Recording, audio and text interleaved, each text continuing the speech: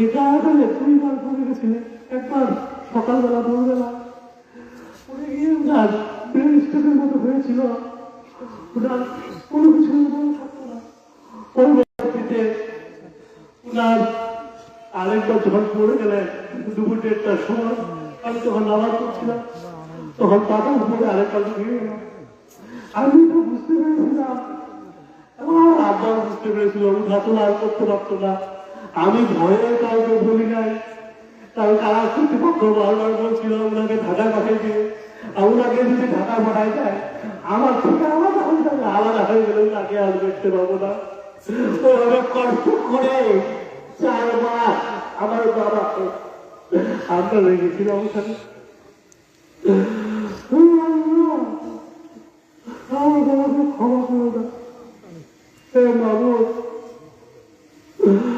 আমার বাবার জন্য মুক্তিযুদ্ধ ছিল, আপনারা জানেন আমাদের বাড়িতে সবাই আমাদের যাতায়াত ছিল, যখন ইচ্ছা আপনারা যেতেন, কথা বলতেন। উনি দীর্ঘদিন রাজনীতি করেছেন, 3 বার চেয়ারম্যান ছিলেন, 7 বার উনি সংসদ সদস্য নির্বাচিত হয়েছেন। অনেকের সাথে ওনার দেখা সাক্ষাৎ হয়েছে, কথা হয়েছে, অনেকের কাজকর্ম হয়তো করে দিতে পারেন নাই। আর মানুষ মাত্রই আমরা জানি যে ভুল, আমরা ভুল ত্রুটির মধ্যে মানুষ, এই ভুল ত্রুটি নিয়ে আমাদের চলতে হয়। এই ভুল ত্রুটি যদি আমার বাবা করে থাকে অথবা কারো মনে যদি কোনো কষ্ট দিয়ে থাকে, আমি জমিতে উল্লেখ করছি, আপনারা ওনাকে ক্ষমা করে দেবেন।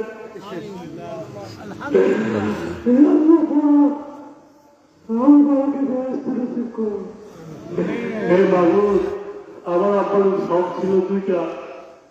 একটা ছিল যে উনি চেন্নাই চিকিৎসা করতে যাবেন, দ্রুত আমার জানি বলে আমাকে নিয়ে চেন্নাই চিকিৎসা করতে যাবেন। আর একটা হলো উনি হজে যাবেন, আমি বলেছিলাম একসাথে হজে যাবো, দুটাই অপূর্ণ থেকে গেল। আমার জীবনে 2টি কষ্ট, একটা আমার তারা জীবনে আপনার যে অসহনীয় 16 মাসের যে কষ্ট, এই কষ্টটা আমি প্রতিদিন প্রতি সেকেন্ডে অনুভব করেছি। যে কেউ না থাকলে আসলে কোনো বলা যাবে না, বাজায় প্রকাশ করা হতো।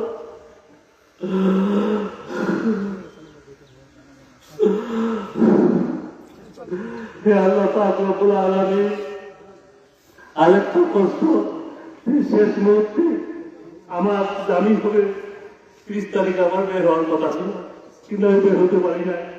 আমি মনে করেছিলাম যে আব্বার সাথে উপস্থিত থাকবো, আব্বার কাছে, সেটা আমি উপস্থিত হতে পারলাম না। আমি মৃত্যুর শেষ মুহূর্তে আমি আমার বাবার কাছে থাকতে পারলাম না। এই 2টি কষ্ট যখন আমার মনে পড়বে সারা জীবন চোখের জল ঝরাবে আমার। আপনারা এখানে উপস্থিত হয়েছেন, বিশেষ করে আপনার যে এলাকার সংসদ সদস্য ছিলেন হরিপুরের অনেকেই এসেছেন, আমি খেয়াল করেছি। এখানে বিশেষ করে আলম ভাই, মুকুল ভাই, পুষ্প সহ জামাল ভাই অনেকে এসেছেন। আমাদের ধর্মগড় কাশীপুর ইউনিয়নের অনেকে এসেছেন, আমাদের উপজেলা থেকে অনেকে এসেছেন, আমাদের ঠাকুরগাঁ জেলা থেকে অনেকে এসেছেন। আমি আসলে আপনাদের কাছে ক্ষমা চেয়ে নিচ্ছি, অনেকে কথা বলার সুযোগ দেওয়া হয়নি, কারণ আমার যে টাইম লিমিটেশন, এই লিমিটেড টাইমের মধ্যে আমাকে আবার কারাগারের মধ্যে যেতে হবে। আপনারা আমার বাবার জন্য দোয়া করবেন। আমি আপনাদের বলতে চাই, যদি কোনো বেলা বানা থাকে, আমরা 4 ভাই বোন আছি, ইনশাআল্লাহ আমরা অবশ্যই সে বেলা পরিশোধ করে দেব। আপনারা আমার বাবার জন্য প্রাণ খুলে দোয়া করবেন। আমার মাও নাই, বাবাও নাই, এখন দোয়া করবেন তিনি যেন ব্যস্ত হয়। আমি এখানে উপস্থিত সকলকে ধন্যবাদ জানিয়ে শেষ করছি। আসসালামু আলাইকুম ওয়া রাহমাতুল্লাহ।